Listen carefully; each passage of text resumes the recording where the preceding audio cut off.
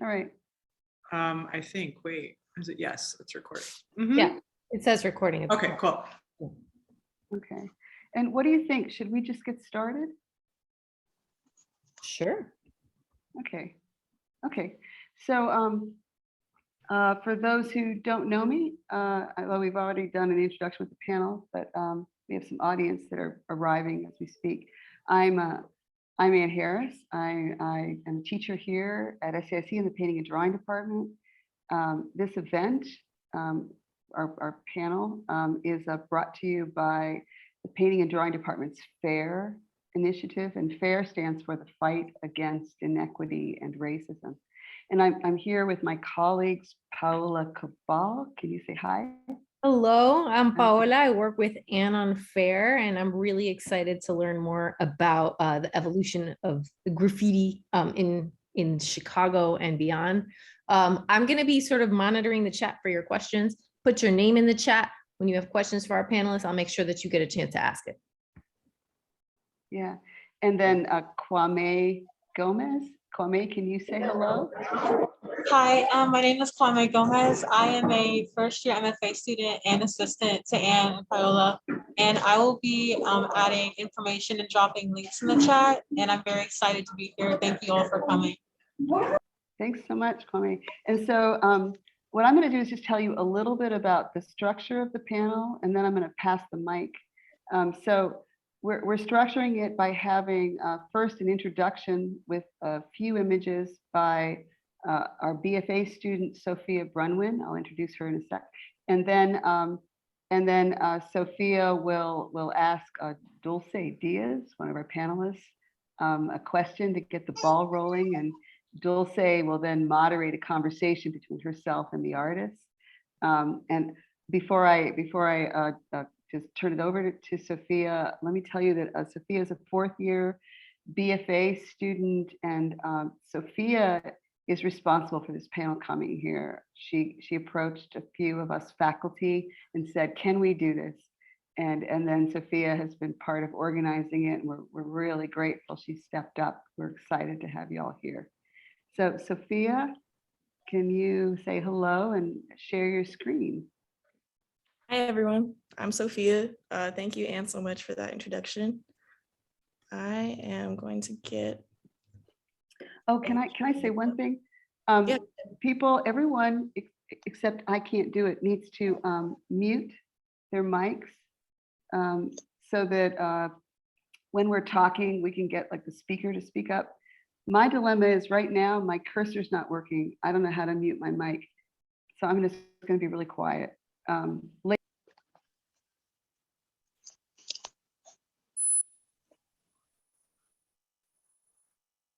Okay, let's go ahead. And you should be able to mute with your space bar. Right. So our artist here, thank you so much for being here, featuring B-Boy B. B-Boy B is from Logan Square and started out writing and painting in the early 80s after a trip to New York was inspiring. He co-founded the ABC Crew, standing for Artistic Bomb and Crew. He is an artistic organizer and has started projects like the Logan Square Writers Bench, the Flypaper, and many more unified spaces for creatives.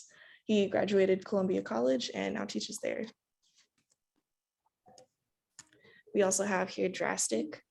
DRASTIC is from the Austin neighborhood. He started out in '85, painting and writing.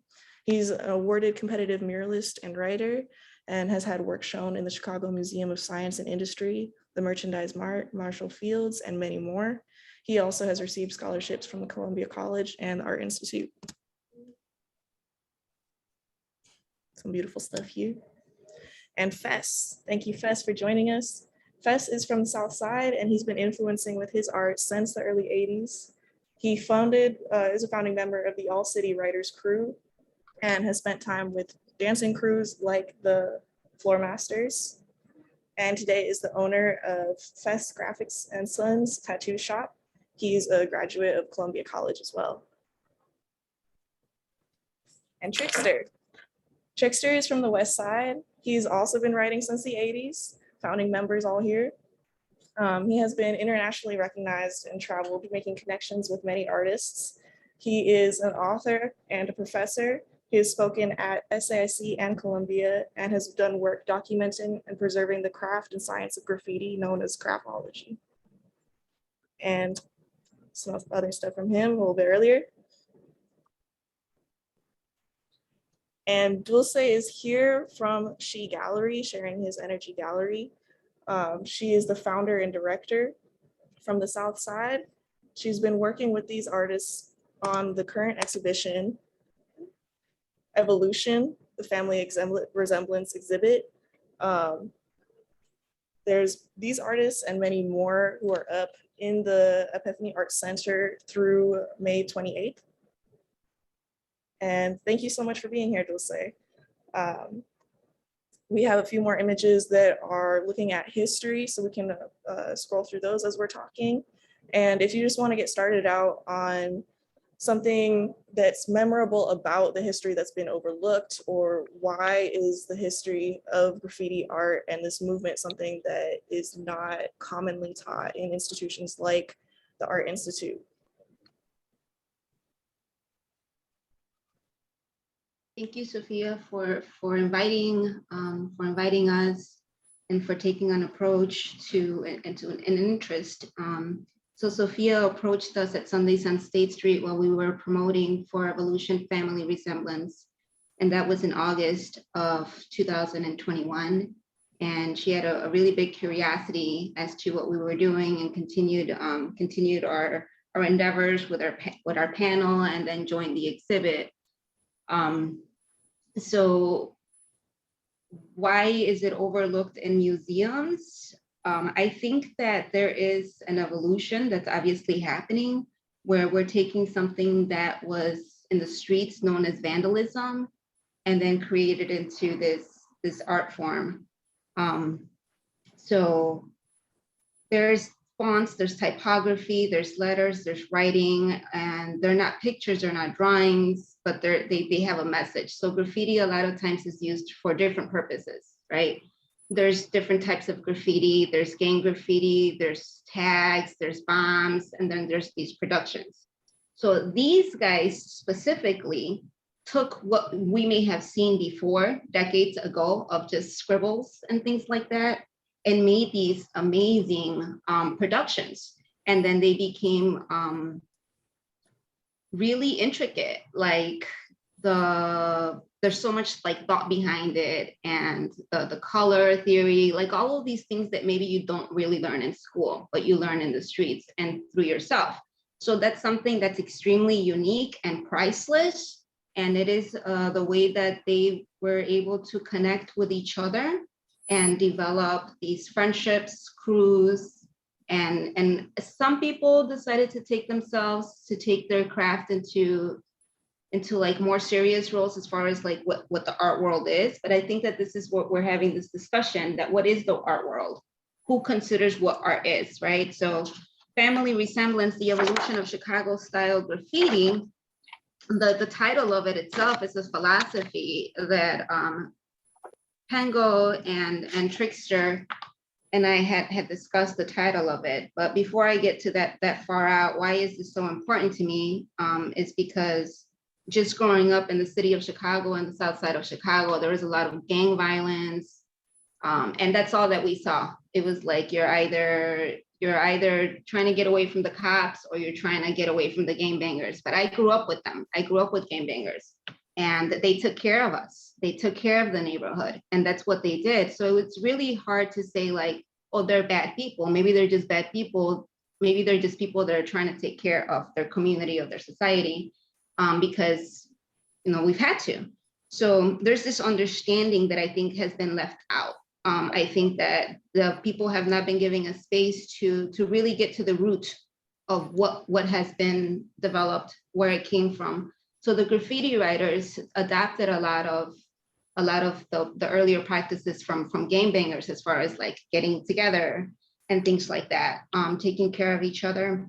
And even some of the style writings So what I saw growing up was it was all fun and everybody getting together, and there are real jams that happen all the time because people just get a kick out of learning from each other, growing, inspiring each other, which is what a lot of these guys here did. So it's just like a beautiful reunion, and to really pay tribute to the pioneers that did it, and the importance that it created. The hip hop movement. To me, the 5 elements. The 5th element to me is unity, knowledge, and community. And I have not seen anything that has brought together unity and community as much as graffiti has. But I have also seen the egoistic side of it. That's probably in all art forms, that has divided a lot of this potentials. So I'm seeing the mural movement and the street art movement just continue to grow. So I grew up with these guys, and I kept like seeing it, like going to these art spaces and these museums and people making really big money off it. And I just got really mad. And I was like, this isn't really like fair. What about these guys? My brother was shot in the head. That was my big inspiration. And many people that I know died. And some of them died on the tracks. So a lot of these people I feel should be recognized. And that was very, very important to me. So the culture itself is underground, and the underground culture protects the underground culture. So there's this level of trust that I think all of society is trying to get through, right? We don't really trust society anymore. We don't trust our governments. We don't trust our school systems. So everybody's doing it on their own, right? So the underground movement is protecting the underground movement. And the underground movement is paying attention and wanting to help out the people that they feel deserve it. So in this case, growing up with a lot of the graffiti writers and really trying to inspire them, I had these great opportunities that I created through dreams and through my own spirituality of sharing his energy gallery, studying business for the arts. And Empty, who is somebody that really advocated, that I grew up with and lived with, had been helping me with recognizing who are the writers that really deserve it. And even though I grew up with writers from the 90s, I started She Gallery showcasing the writers that I grew up with, the history that I knew, including my brother, Nags, Awa, Maze, Gabe, some of the guys that I knew that I grew up with. So that's where my story started with She Gallery. And then later, when I had the opportunity to host the show, I had a TV program with KANE TV as a director there that started in 2017. So that brought in my opportunity to help give platform to these stories directly from the writers. So in 2018, I had the opportunity. Empty said, you know who really deserves this? He's like Trickster. I hadn't heard of Trickster.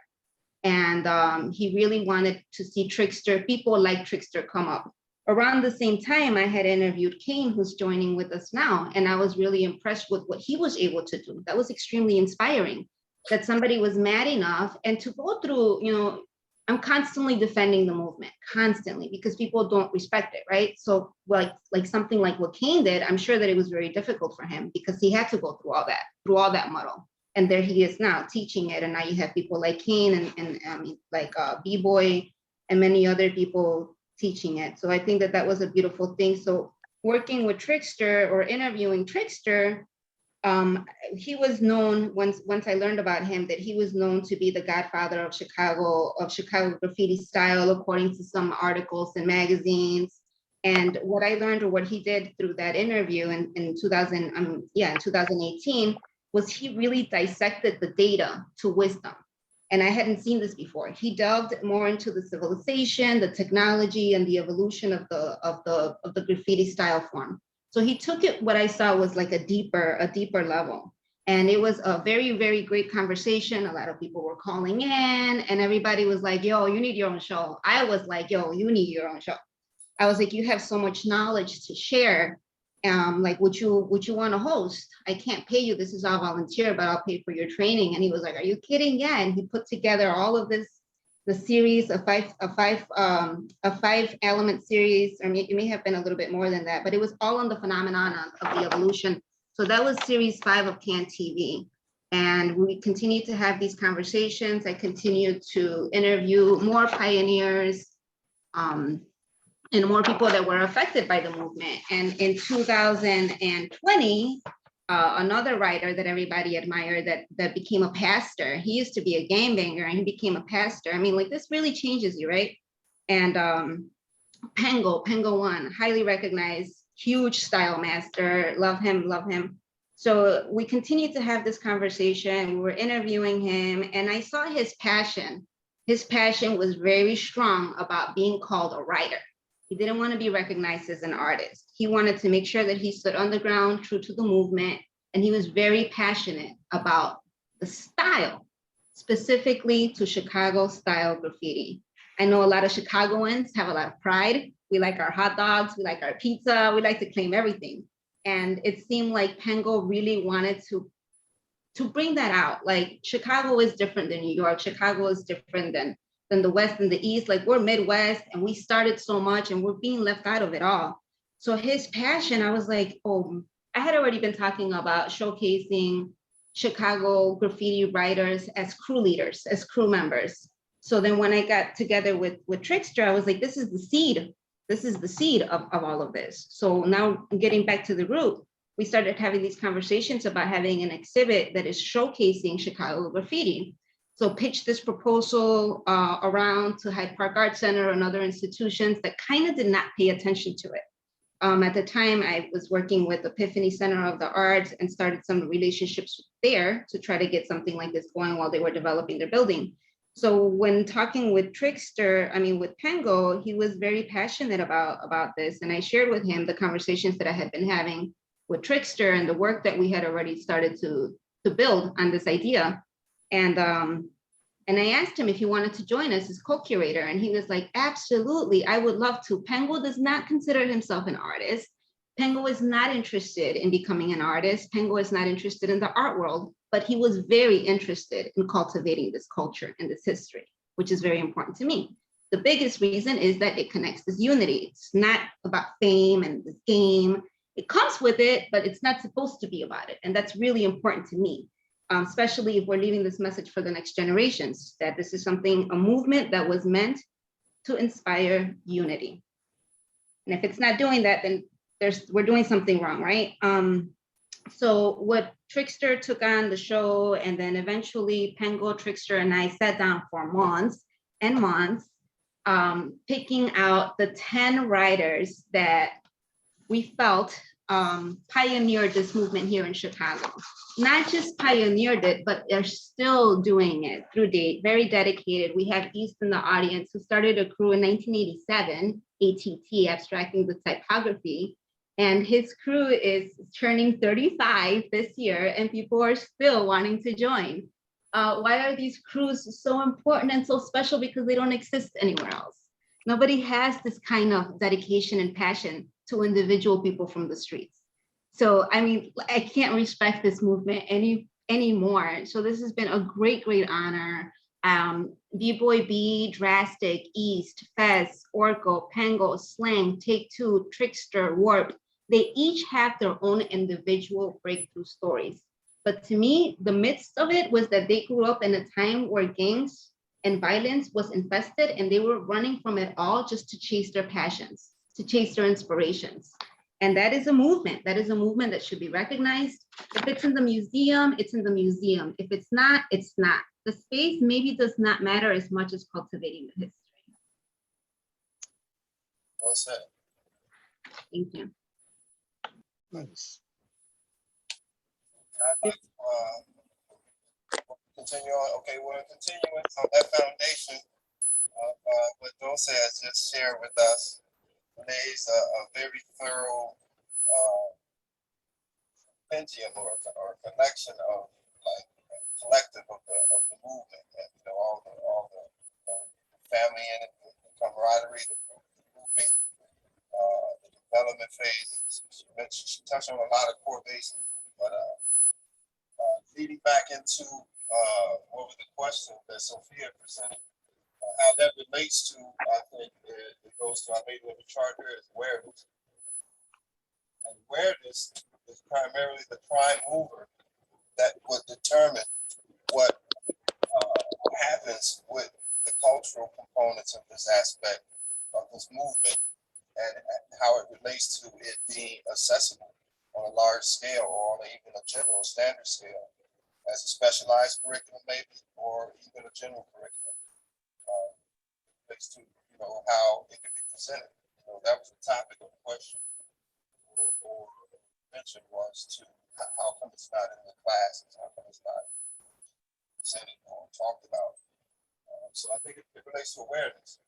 And awareness is the primary thing I think that's needed because when I mention awareness, we're talking about the impact of what the cultural movement, of what this movement of hip hop, and even beyond hip hop, it's just this generation, like we went through the generational fields and then the gap and then all them things like X, Generation X, Generation Y, Generation Z, and the current and the millennials, etc. All those generations.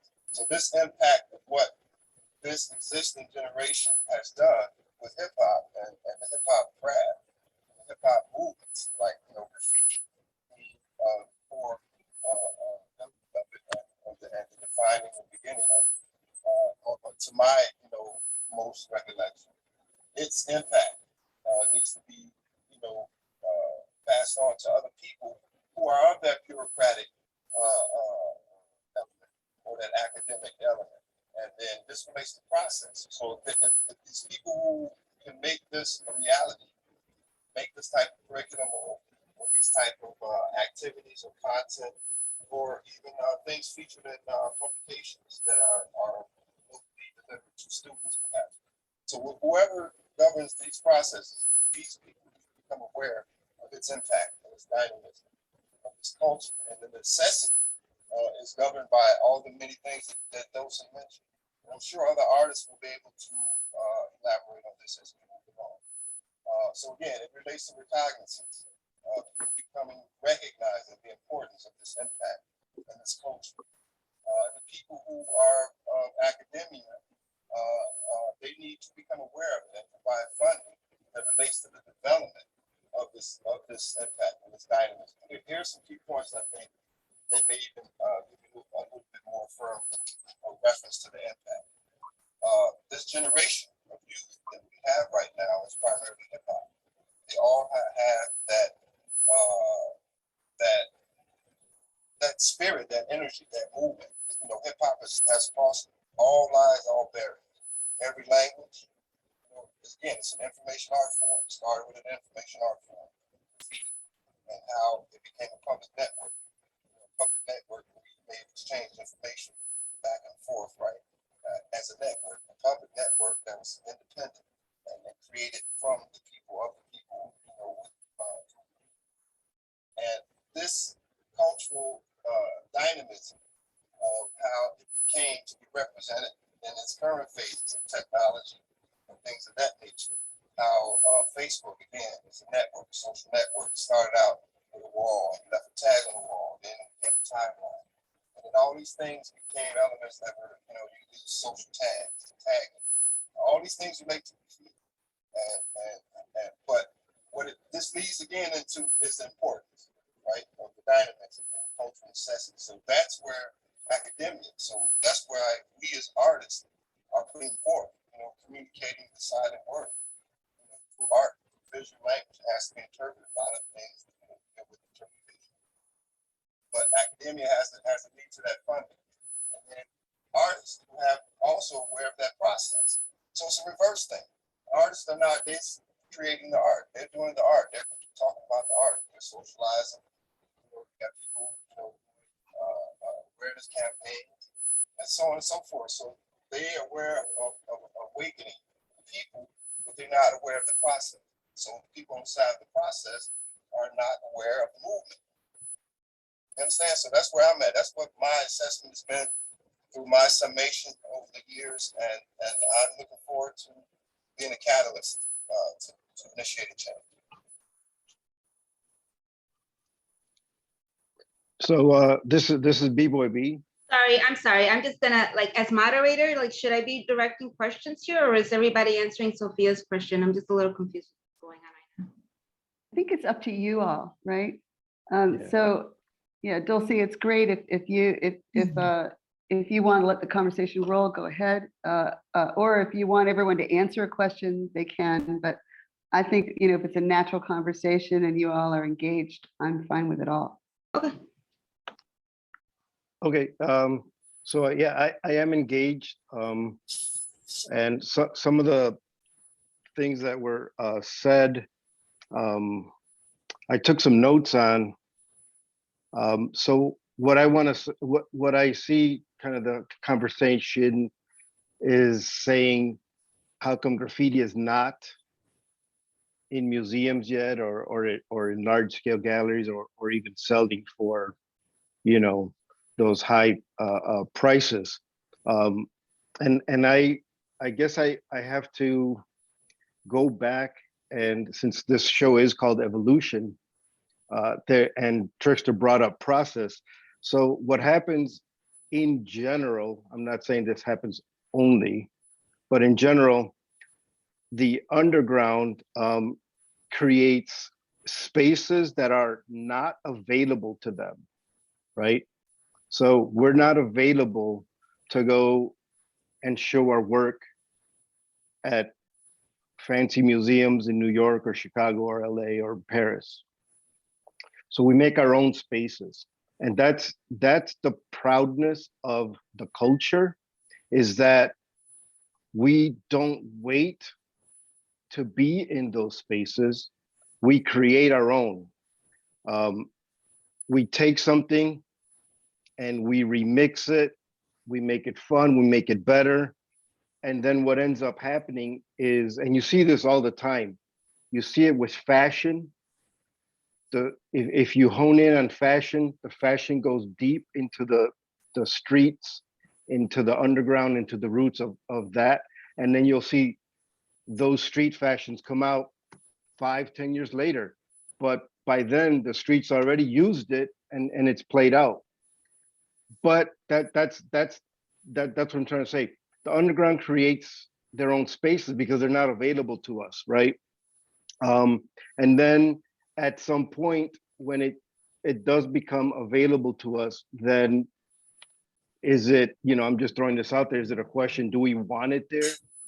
And Pango is a huge proponent of calling something graffiti unless it's actually graffiti, right? So Trickster's wearing a graffiti hat, but unless somebody went up to Trickster's hat while he was wearing it and tagged it, is it graffiti? I don't know. That's the question, right? That's kind of the struggles that we all you know, think about. And then when you know, we say we have to talk to the people who govern these spaces, and I think that instead of waiting for them, and this is a perfect example here, is that sometimes we have to work together, right? So these are some of my notes. So the people who govern spaces that are not accessible to us for whatever reasons, for, you know, poverty, for, you know, the social acclamation of what graffiti says to the large scale public, is not the same way that we take it in. So there's a little lag, right? Because graffiti, when we first were doing it in the 80s, and the first time I went out and got caught, they didn't understand what I was doing. And I told them I'm just doing graffiti. And they said, yeah, we know you're doing graffiti, but what gang do you belong to? Because nobody does graffiti unless you're in a gang. So that took about 10 years to, you know, like 5-10 years to sink in to the people who were around it that were outsiders, like the police. Now you have police that understand that there's, you know, graffiti style of modern day graffiti, and then there's gang graffiti. But it took a long time for that, like Trickster says, there's a process, for that process to become widely acceptable, right? Because when I got caught, they told my parents that I was in a gang because I was doing graffiti. And I could not live that down. And for years, you know, that trust was broken with my parents, and they legitimately thought I was gangbanging. And I don't know if there's people outside of you know, that don't live in the Chicago area, but gangbanging is what we call gangsters. Everywhere else they call them gangsters. We just say gangbanging and gangbangers, which has a different connotation outside the Chicago area.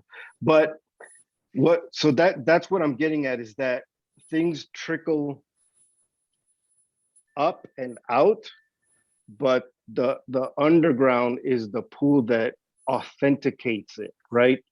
So if somebody was to have a show at the Art Institute or a bigger museum in Chicago, and there are no recognizable like writers involved, then I don't know, there might be a lack of respect, right? And that's what I think that we're doing here. Dulce is doing a good job of understanding that and saying, I want to bring this culture and this style out to the world,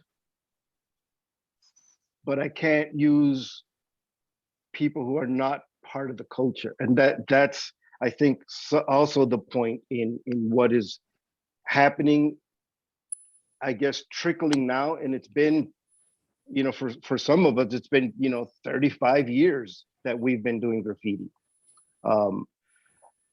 I've been in a few shows and a few gallery shows, and KANE is a perfect example of,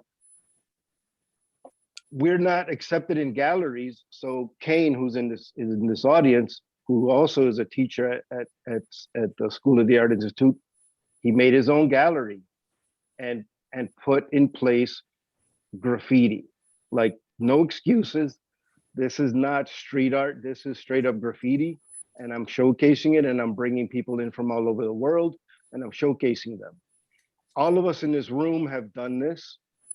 I've done tons of gallery shows, mostly underground, usually at a space that's not supposed to be a gallery. And that's how we do it.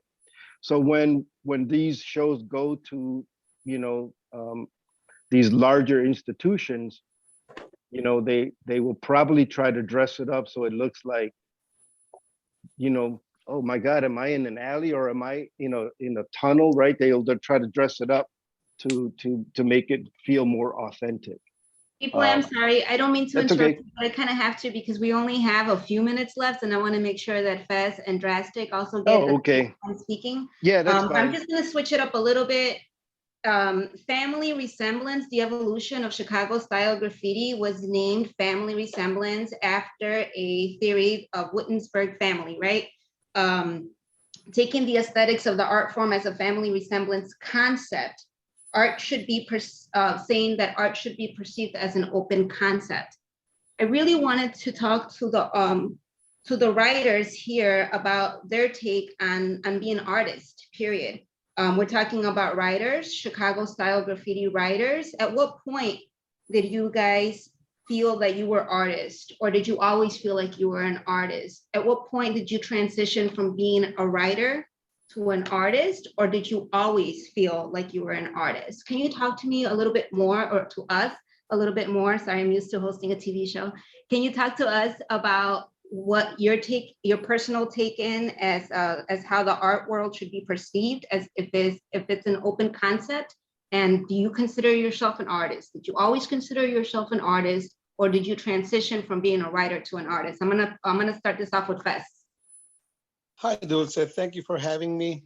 I believe, as far as for myself, and I believe everyone that is on here, all of the artists, started at a very young age as artists, you know, and kept up with it, and eventually changing and learning the different tools. I, for myself, I've always been an artist since I was a little kid. All through school, all my A's were in art. Through high school, I wanted to become a fashion designer. Later learned actual process and the actual industry was not what I wanted it to be or intended it to be. But at that time, I started learning how to airbrush. And then that led me, well, no, I'm sorry, the graffiti, you know, how to use the cans. And then that led me to airbrushing, which was just another tool similar to what I was already doing on the walls.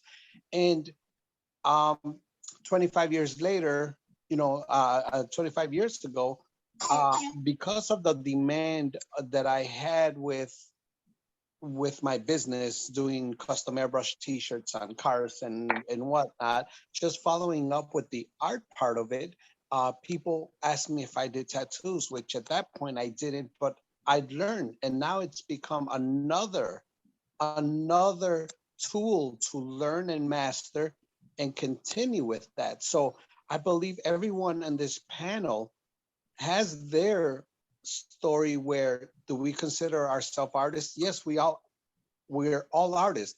Not everyone on this panel could tattoo, but they could airbrush, or they could do their graffiti, or just the pencils, the oils, the acrylics.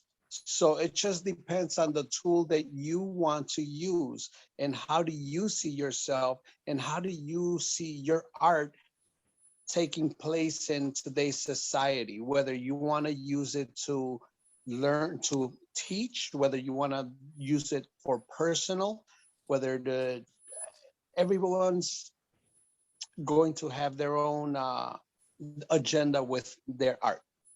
And I believe that's when we started, we didn't start like that. Evolution is the key word here. We all live, the evolution of graffiti. Of course, I didn't start say, oh, one day I'm going to be in a show that's going to talk about us, and my grandkids are going to see it. No, we all just were doing it for our own pleasure. And the evolution part of it is the greatest thing ever. So thank you for that. Thank you, Fez. Greg, Drastic. Hey. In terms of like what an artist is, we're talking about if we're artists or not. Do we consider ourselves artists? I think it's I think people are born, and their perceptions or environment make them feel a certain way, and they have to express it. I don't think it's a common thing. I think there's some people who feel this way and go out and try to express what they're, how they're feeling, how they're reflecting about things that are going on around them. Me, I moved around a lot when I was little, so I got to see a lot of different neighborhoods. My parents, I'm grateful that they traveled a bunch, so I got to meet a lot of different people and see different cultures and how they were doing their thing. And then when I came back to Chicago, I realized that, it's kind of like a bubble. There's a lot of people just kind of stuck in their neighborhoods and not really, they're just doing the same thing over and over and over again. They're content to, 9 to 5 and just do their thing. And then there's a lot of, even in just the neighborhood stuff, there's a lot of egoism and how you say it, with the gangbangers and all that kind of stuff. I went the opposite way. When I was little, I saw my mom get robbed by the gangbangers and all that. I knew I didn't want to do that. And I knew that they were limiting themselves through their actions and the geography that they claimed, and I was drawn to the graffiti because there was no boundary. Trickster made a crew. I believe I was the first one in there. It was back in the 80s. It was called Taking All City. And I thought it was amazing because it was like, there was no neighborhoods. It was like all city. It was like, go everywhere, meet everybody. It was like, people were like, you couldn't go to this party because it's on this part of town. And I just didn't understand any of that stuff. So like my first piece that I ever did, it was, out of my piece book I did with Pango and a few other cats from the West Side. It's called Outcast. And that was a reflection of how I was feeling. I was like, I don't fit in here. Like, what the hell is going on? So I just started, and I felt that way passionately. I've always been drawing, always been, and to me, it was kind of like, I guess, therapy. because I was very confused of, you know, how people are acting, how society at large was acting. I was very tuned in. I paid attention. I was you know, I was brought up Catholic. I was an altar boy, all that kind of stuff, and I didn't even like the church. I was like, what are they doing? You know, I didn't understand what the hell they were doing. The community, I had appreciation for the community because I saw how they came together to help each other. You know, and the graffiti art community, I saw that because it was multicultural. There wasn't just one, you know, race of people doing it. There was multi-generational. There's people from all different ages doing it, you know. So I was very, I was like, you know, I felt like I didn't fit in anywhere else. Graffiti art, I fit in perfectly. You know, I myself am biracial. You know, my mom's Mexican, my dad's African American. And for me, this show, I really appreciate the Epiphany Center, what they're doing, what Dulce is doing, because with the technology, I think it's really easy to lose the history, especially like, you know, there's so much information coming out. It's like, you know, you put something in a search and it'll show up one day and the next day there's like, you know, 1,000 other results that show up on top of it. So I think this is important in terms of like claiming our narrative. You know, it's a piece of Chicago's history. We were there and we did it. At the time, we weren't taken seriously. At the time, we were being locked up and chased and beat up, and not just by the police. I mean, you know, our peers were like, "What are you doing?" I was like, "I'm a graffiti artist," and they don't know what the hell that was. You know, I remember I was doing some graffiti art at the library, and there was a cute girl, you know, sitting across from me, and I was trying to talk to her, and she was like, "What are you doing?" I was like, "I'm a graffiti writer," and she said, "Aren't you interested in doing something more lucrative?" And I was like, in my head, I was like, well, you know, forget you. You don't know. You know, graffiti art is going to take over the world. And this was back in like 80s. This is what was in my mind, you know? So I was like, you know, whatever.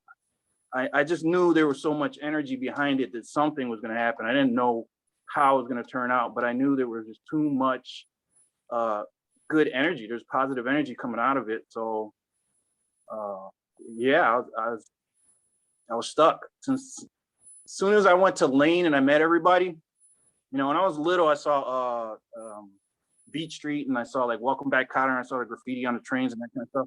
And I was interested, and I was doing little tags in my neighborhood. But as soon as I went to Lane and I met all the other people who were graffiti writers, who called themselves graffiti writers, and these were I looked up to them. You know, Trickster was there, B-Boy was there, Scene, you know, the ABC crew guys were there. There was a cat that taught me how to write, to tag, you know, hand styles.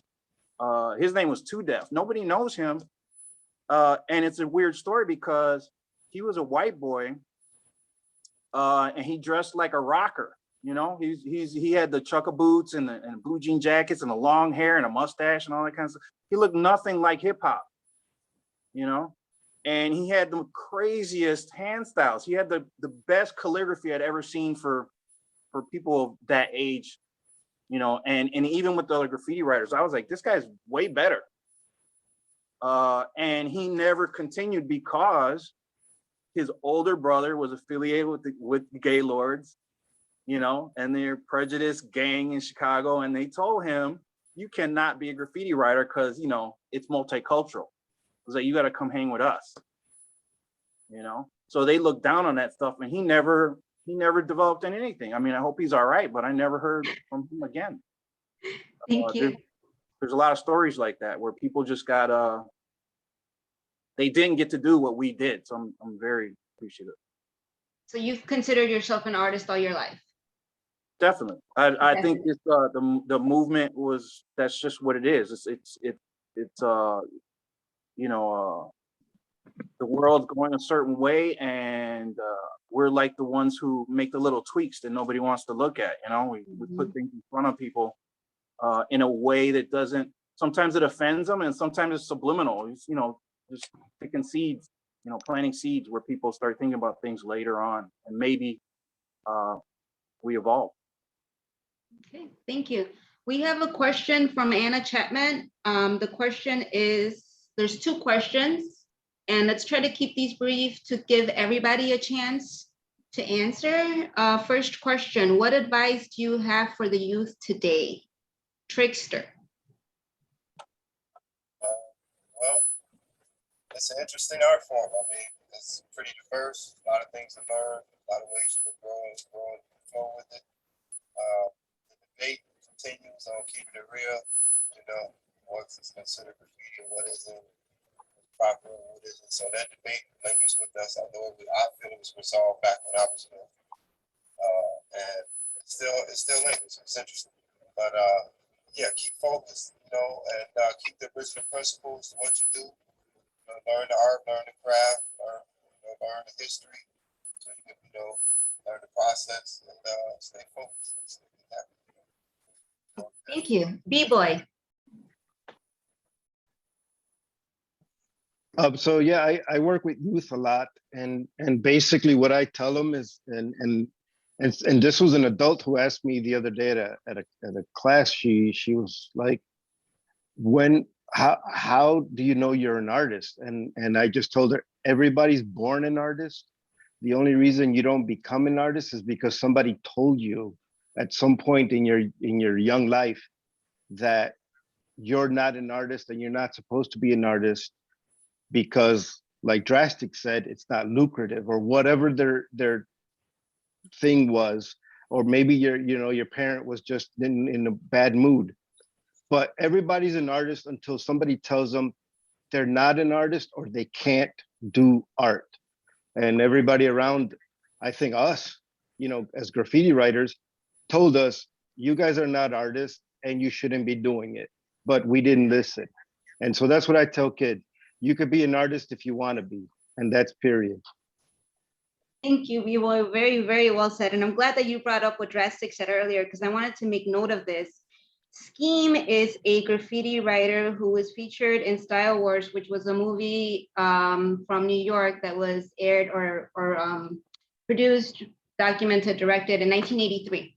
So everybody knows Scheme, everybody loves Scheme, especially here in Chicago. So we had the chance to interview him, and Trickster was hosting that show. And Scheme made it a really big point. The word graffiti itself was looked down upon. So Greg DRASTIC was making note about this girl who looked down on him, like, oh, don't you want to do something like that? Like something better for yourself, right? The word graffiti, some of these writers from New York don't even like the word because they find it demeaning.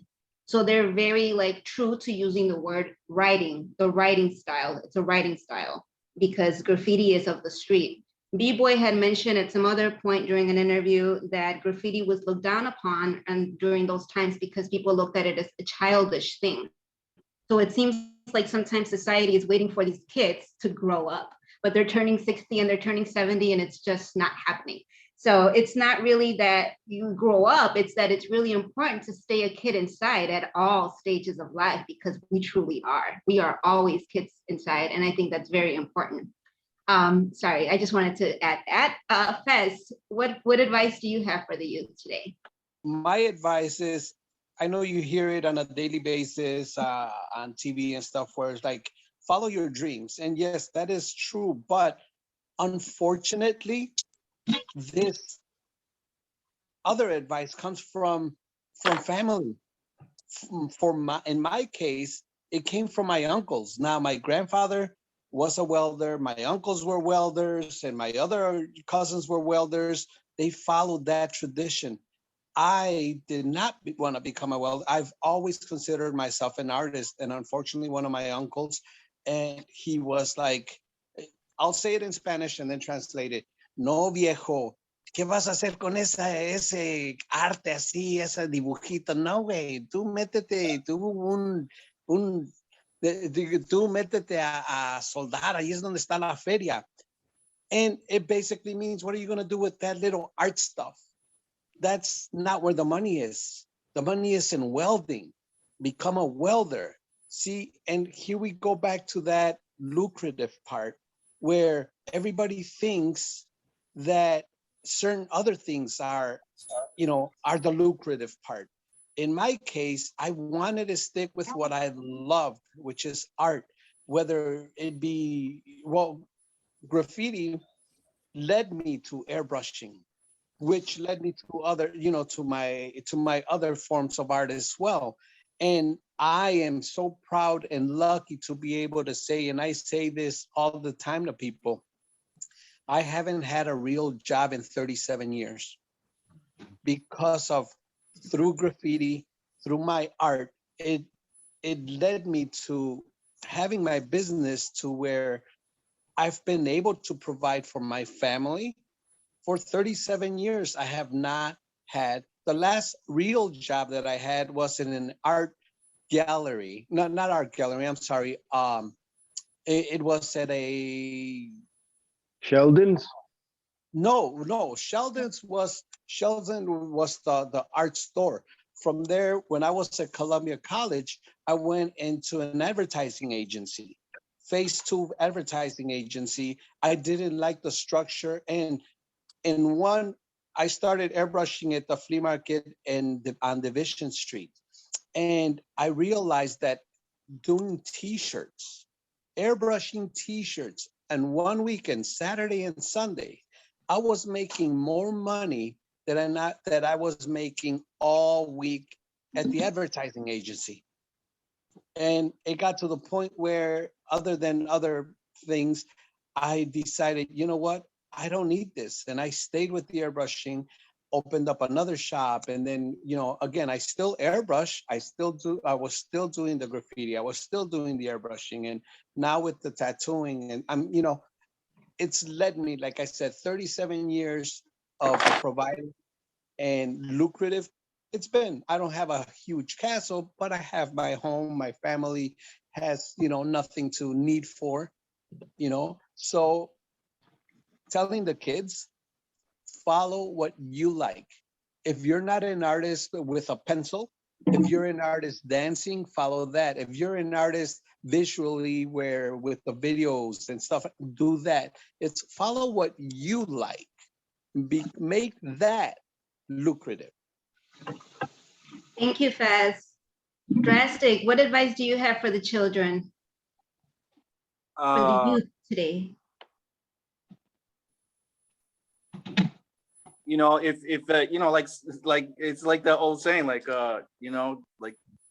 stop and smell the roses. You got to slow down. The internet's so fast, and like, I know when the kids look at me and they see what I'm doing, and sometimes they're like, how do you do that? I'm like, well, you have to slow down. You got to like pay attention to things and look at stuff, and like I just like pay attention, and like what FESS says, you have to follow your heart. You got to follow your dreams. To me, that's like the universe telling you where you're supposed to be. That's what's up. I love that. And that's something that we talked about with Slang when we were talking about hip hop. Slang is one of the other artists that is in the show. We were talking about hip hop and the beat, the heartbeat. We are all born with that same heartbeat, and to follow your own heartbeat is really what creates this hip hop, right? You're following your own passions, your own dreams. We have a second question from Anna Chapman to everyone. I'm going to go again around and ask everybody to keep it a little bit briefer than last time. Second question, wonder if anyone has anything to say about the importance of having a connection to the spot plus community where you are writing versus not having a connection and permission. That's something else that Skeen kind of talked about. The vandalism part of graffiti writing is a really big part of it. So not everybody may want it. Trickster, how do you respond to that? Say that again. I'm sorry. It's okay, and it is also on the chat. Ann Chapman asks, second question, wonder if anyone has anything to say about the importance of having a connection to the spot plus the community where you are writing versus not having a connection and permission, keeping it illegal. Legal versus keeping it illegal is how I understood it. Anna, if you have a better way to word it. Oh yeah, no, that's great. Well, generally, the connection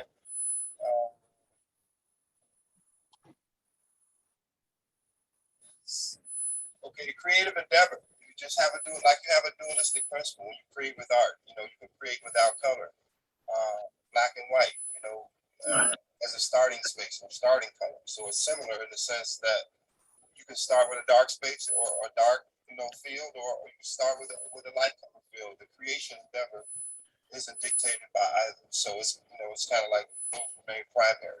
So when you go out and you do art, it's the space. The reason a lot of artists choose sites are just like we compete for space, just like advertisers.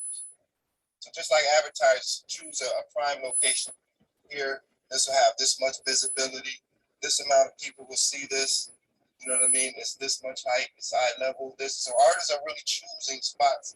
You know what I'm saying? Just for specific impact. So they follow general principles of marketing and random selection most of the time. But it may be unconscious or whatever. But Oh my God, it's painful. emphasis, it carries on, and those principles are carried on like that. So yeah, it's the connection though. Is I think it's all about visibility, location, convenience. Sometimes you might choose a surface because of its durability or its specific texture or what have you. So it can vary in a lot of ways. But as far as like a sensual or a emotional or a social, a psychosocial connection, I don't know. Maybe someone else can elaborate in that sense. I don't really. I choose location, based off its visibility. Thank you. I'm actually going to switch it up a little bit, Anna, if you don't mind, because I really want to get to this question and make sure that everybody answers. And I want to invite, I think East left, but I was going to ask him if he wanted to step in and say something, East and Kane, anything to the movement or to what we're doing. So my question, I'm going to start over and I'm going to just ask everybody to keep it really brief. Where do you see this this style form going? Where do you see this style form evolving into? And where do you want to see it? I'm going to start with B-Boy. So I'll be brief. I'll answer the other question. So I work with community all the time, and I run a ton of walls in the Humboldt Park, Logan Square area. And I'm attuned to the community, and they understand that there's two different types of, this graffiti is very complicated, but there's two different kinds of graffiti. There's the people who do kind of pretty permission walls, which is kind of what I do, and then I invite people in. People love that. We have tours and all that business. And then there's like hardcore writers who we know, but the general public doesn't know. And their only mission is to go out and destroy, get their name up everywhere. And the your second part of your question, where do I see graffiti? I mean, it's difficult to say, but in another 30, 50 years, it's gonna, in hindsight, we're gonna say, yeah, this movement had a huge impact on society, because this is the movement that was started by the people and it was for the people. So graffiti is made by people who don't have access to those huge institutions to see art, and they put it out there for free for the community, by the community. And then that's the key. It's gonna have a huge impact. Where I see the style going, obviously it's always gonna be evolving. It always evolves, everything evolves. And we're still gonna have to have the roots of the letter structure and the letter form there, but from there, who knows how it's gonna evolve, That's where I see it. Oh, thank you, Fess.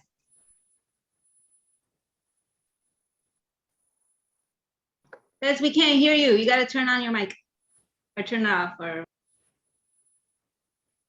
Okay, I'm sorry. Well, first of all, we all did it according to where we were living, around where we were living.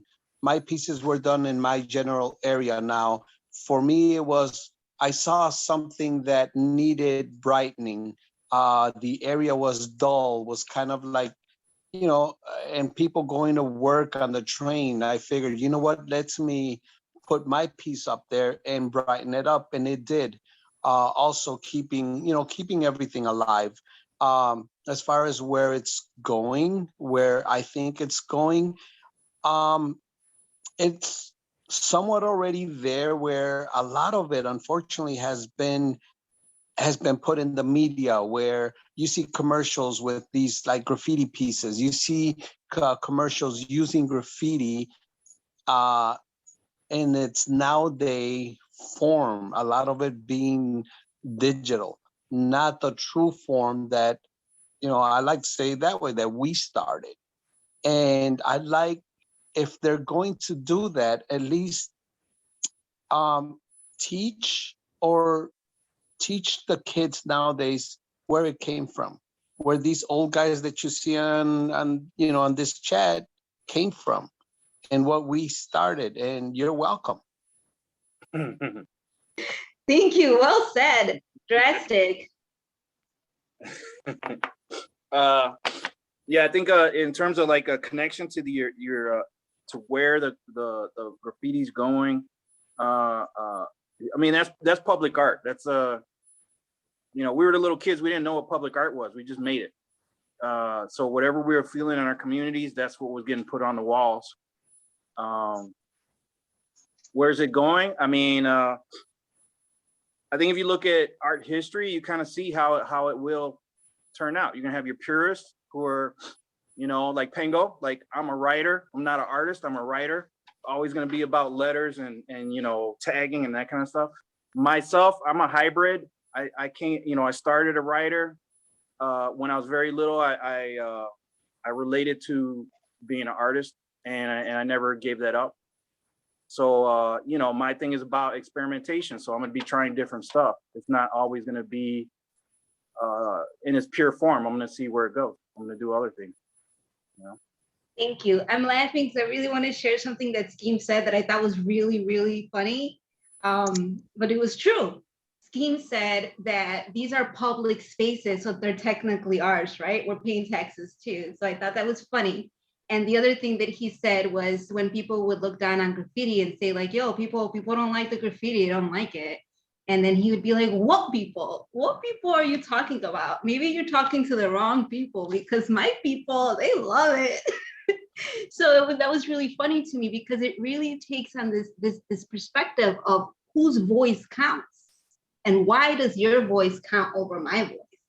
Why does the wealthy voice count more than the street voice? Well, what I see is that it doesn't, but that's because we've allowed it. So it's up to us to take ourselves serious. I started sharing his energy gallery with this idea that I was seeing everybody with mad talent just killing themselves, and seeing these other people not, and making all of this money. And it made me really mad. But I was like, okay, I'm seeing what's going on here and how this could happen. I studied business for the arts with no idea, no intent to getting involved with this.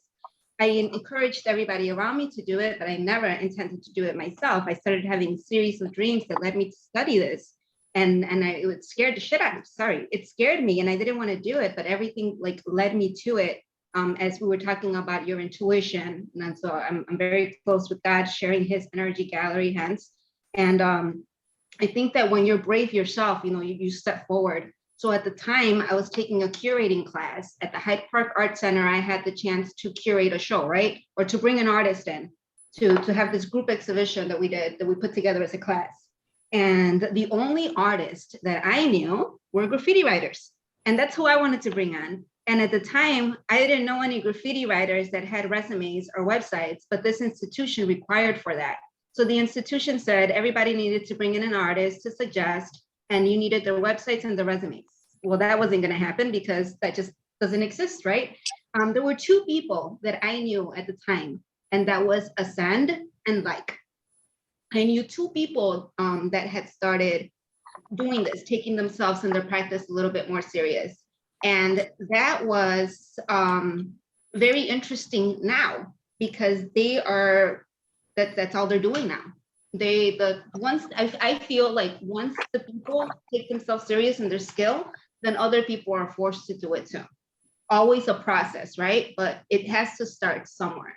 So I think that in light of kind of like what FESS was saying, to follow your dreams, to not get discouraged, because you know that it has to start somewhere. Everybody has to start where they're at. So sorry, I don't know if I went away from the importance of this, but I think that what Scheme was saying was what people, we are the people. So I think that it's very important for us to value ourselves and our art forms. I want to ask East and KANE to share a little bit of just insight of this panel, of the evolution of this movement, of the exhibit altogether. Any work that you've done with She Gallery, any take back, I'll start with East.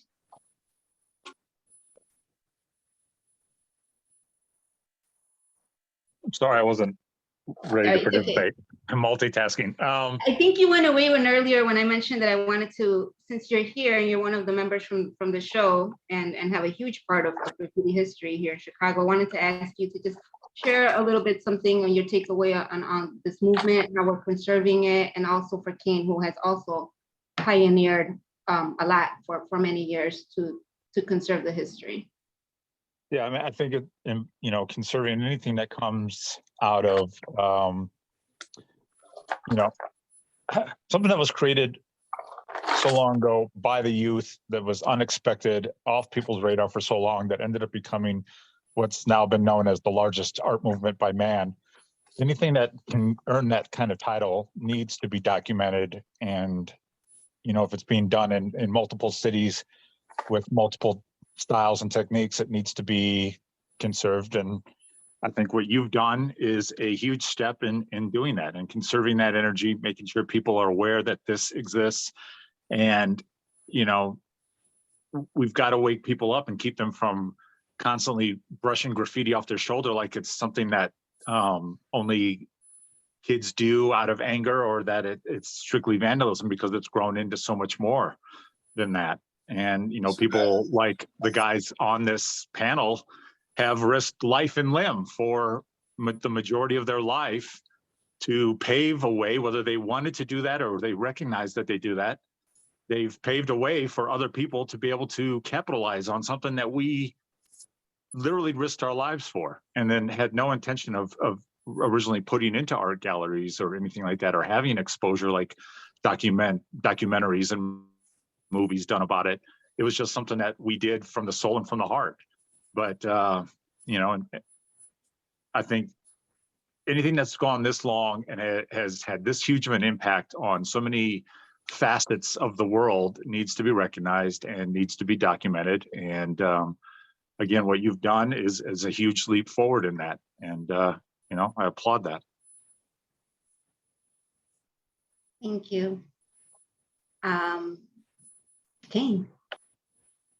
Yeah, I think what's unfortunate right now is I see it being really co-opted by social media influencers, and it's just becoming another part of content creating. And so because of all of the influence of TikTok and all these other platforms, you're really increasing this distance between the social practice aspect and the performance of it, right? And there's a lot of like inequity in access and class and race, and it's all just built into that. And so you're gonna see a lot more like inauthentic graffiti with a lot more popularity that genuine graffiti writers have been deserving for decades. And what it's gonna do is polarize the practice all over again, right? This is maybe like the fifth wave, it's nothing new. And it's gonna polarize the practice back to the roots, right? So like the clean train painters, the strictly bombers, the resistance and the response. And so that's always gonna be at the core of graffiti. So the permission work and the market gallery work, that kind of always cycles out because it gets co-opted by people who are not of the practice. Yeah, I mean, right now I'm personally really interested in only in going bombing right now. Like I'm doing throw ups right now. I'm painting trains, and I'm really not interested in like taking on commission work or even like commercial brand work right now. So. Thank you so much. If anybody else has any questions or anything else that they want to say. Paola, your mic is on. Hi, Dulce, I have a question. I know we're right at the very end, but I was thinking about what the comment just said by KANE one or Miguel, and I was thinking about the word authentic, and then also about the discussion that has to do with lucrative, and these are things that our students grapple with too, often the word authentic is and I just thought I'd ask you all to talk about what it means to make work that is authentic or true. Let me dwell on that really quick now. Yeah. As far as authentic, there's only very, very few that will be authentic, and then everybody spirals from that. Back in the day, if you took something that looked even similar to somebody else's, oh, you're biting his style. And so you were no longer authentic, even though you took that little bit of inspiration and took it and made it your own, you were still biting. And it's as far as what is authentic, when it comes to art, I don't see that. I don't see it being authentic. You have your own style, you have made your own style, but there is nothing authentic because we are always taking from what we see, from what we feel, and going from that. So there's really no authenticity in art. It's what you feel and what you make it. What do you think, Trickster? Well, I agree with it. I mean, it's so true in the sense of the creative endeavor. If you think of the creative endeavor in general, like I mentioned before, the primary was black and white, and neither being the difference between the two in the creative element per se, because the creation can come out of either. So when it comes to graph and graffiti, the significance more so is in that what it is, what the art form is actually, and that needs to become more, into common awareness. Again, in those higher circles, whatever, people who are more influential as it comes to spreading, information or what have you. So graffiti, you think of it, it's based on the word and writing. And you mentioned before, everything else already existed. So what is being created? It's all about memory, like the application, like a lot of writers talk about writing and how what can control is. It's all about mechanical application and duplication. So we use the word, which is more of an ancient meaning, which is more symbolic. And it has richer ties to divinity and to other things of this nature. So working in the word, and working in symbols and words, and the alphabet is an ancient meaning.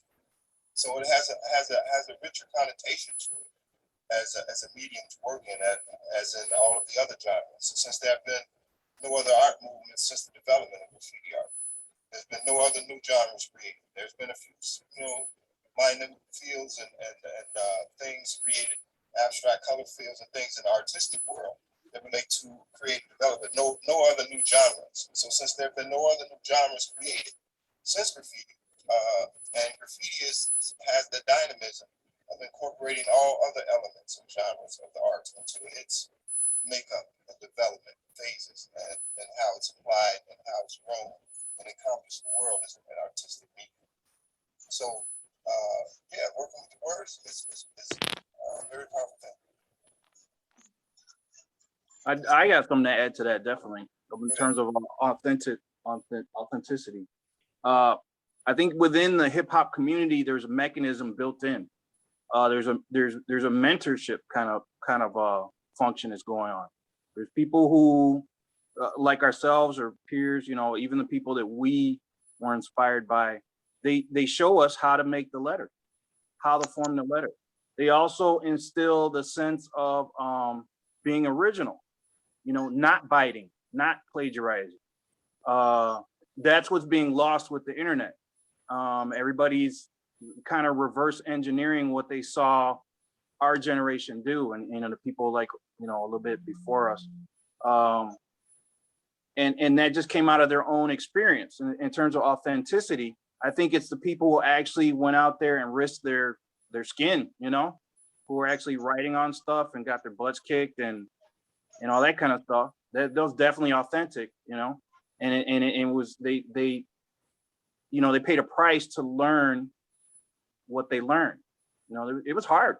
It's you're going against a lot of people who are telling you it doesn't matter. It's not worth anything.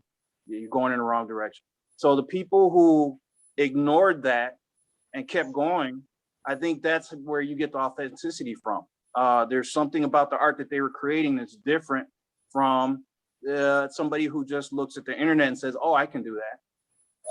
And then they just start, and then they do it on the computer. They don't even use pencils or paper or what, what I mean? They're not really understanding calligraphy. I think we have a broader understanding of calligraphy just because of, it was analog. It was not digital. We had to work with stuff, with physical, Well, it goes back and continuous. It goes on to that recapitulation of history and historical precedent, and where writers themselves were displaced because of the development of movable type, printing press. So we're at that cusp again. History repeats itself. So now we're at that cusp again. The digital age, information age, writing art form based on the word and encryption and encrypting the letter form. So we all, every age has its art form. So now in our age, it's been growth from an information age to a knowledge economy, to an energy economy.